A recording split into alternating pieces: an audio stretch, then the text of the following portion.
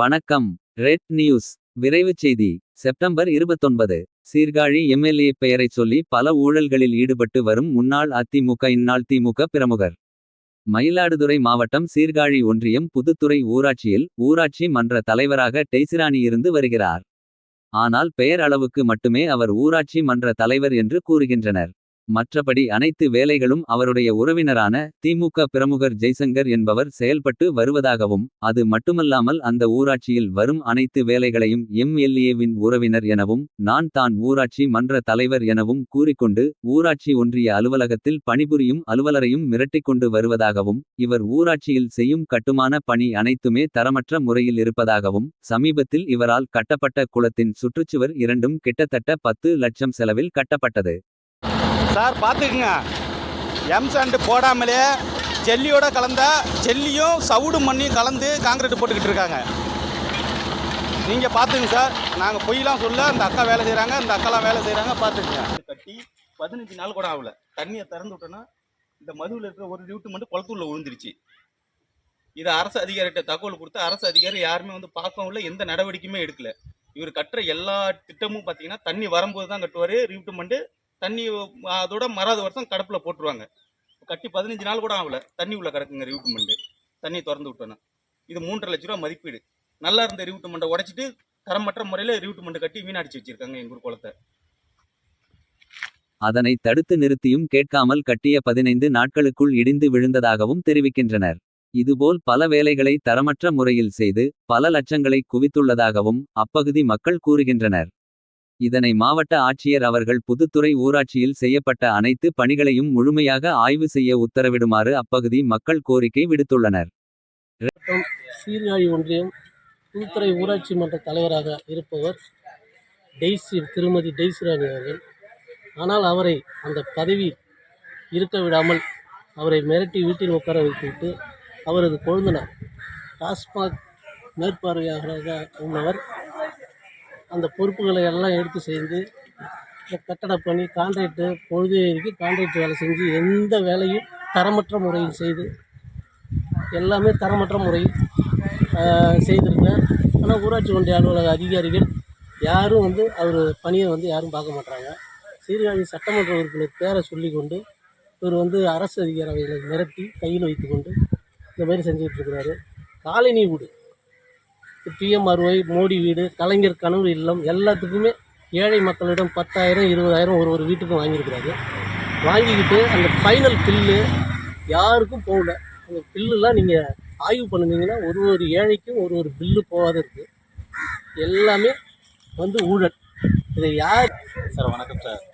ஒரு புதுத்துறை பஞ்சாயத்தில் 13 லட்ச ரூபாய்க்கு பைப் லைன் போட்டிருக்காங்க. போட்டு 2 வருஷம் ஆயிடுச்சு சார். பைப் லைன் போட்டு ஒருத்தவங்களுக்கு கூட ஒரு சொட்டு தண்ணீர் வரல. ஜேசிபி கொண்டு வந்து ஒரு பைப்பு போட்டு மூடி வச்சுட்டு போயிட்டாங்க.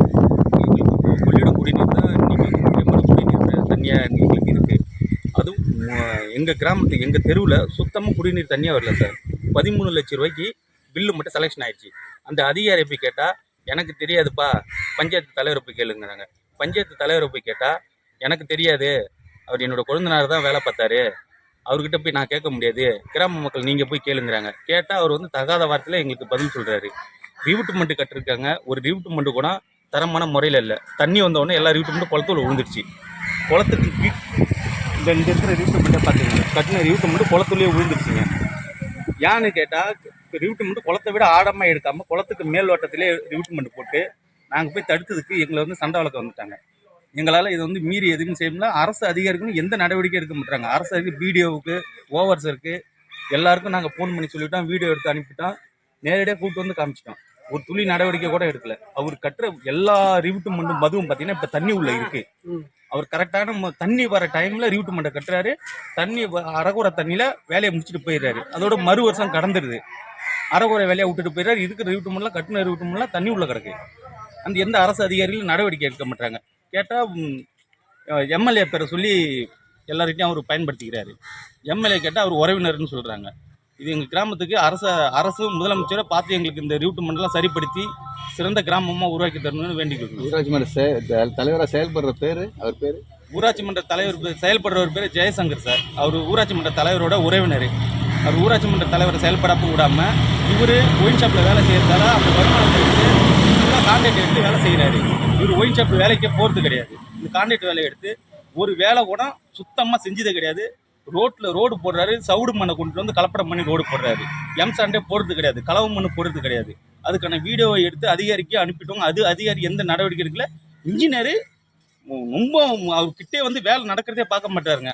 வரப்பெல்லாம் பணத்தை வாங்கிட்டு போயிடுறாரு. எந்த வேலையும் சுத்தமாக நடக்கலைங்க. ரோடெல்லாம் நீங்கள் பார்த்தீங்கன்னா ரெண்டாக பொழந்து கிடக்கு. ஒரு ரோடு என் பேர் உதயகுமார், நான் பூஸ்டர் கிராமத்துலேருந்து பேசுகிறேன். எங்களுக்கு ஒரு கலைஞர் வீடு எங்களுக்கு வந்து லோன் அப்ளை ஆனது.